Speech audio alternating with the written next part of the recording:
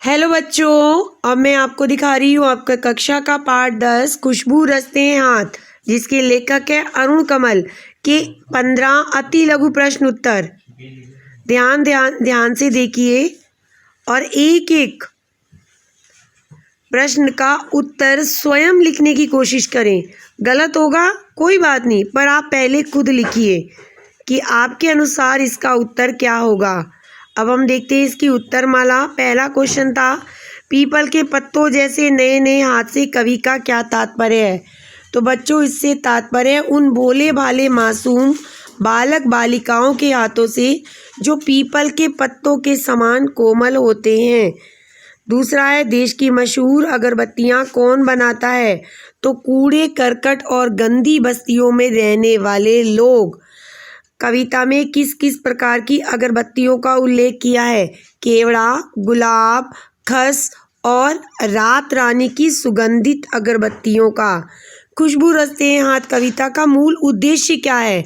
बच्चों, समाज के दरिद्र यानी गरीब और उपेक्षित लोगों की ओर सभी का ध्यान आकर्षित करना। खुशबू रचते हैं हाथ कविता में कवि ने किस भयंकर समस्या का चित्रण किया है, या ये कविता किस भयंकर समस्या का चित्रण करती है। तो बच्चों, आंसर है बाल श्रमिकों तथा अन्य मजदूर वर्ग की समस्याओं का। क्वेश्चन नंबर 6 है, नवयुवतियों के हाथ कैसे प्रतीत होते हैं। तो जूही की डाली की तरह खुशबूदार।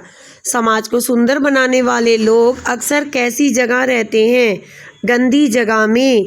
प्रस्तुत कविता में कवि ने किसका चित्रण किया है, सुगंधित वस्तु का निर्माण करने वाले मजदूरों के जीवन का। प्रस्तुत पद्यांश में कवि ने क्या वर्णित किया है, मजदूर की शारीरिक और मार्मिक स्थिति का। दूसरों के जीवन में सुगंध फैलाने वाले हाथ किसके हैं, बूढ़े लोगों के, नन्हे मुन्ने बच्चों के और नव युवतियों के। मजदूरों के हाथ कैसे हो गए हैं, गंदे और कटे फटे जख्मों से भरे। खुशबू रचने वाले हाथ कैसी परिस्थिति में रहते हैं, नालों के पार, गंदी बस्तियों में, कूड़े करकट के ढेर के पास, भयंकर बदबूदार इलाके में। खुशबू रचते हैं हाथ कविता के माध्यम से कवि धनी वर्ग से क्या अपेक्षा करता है।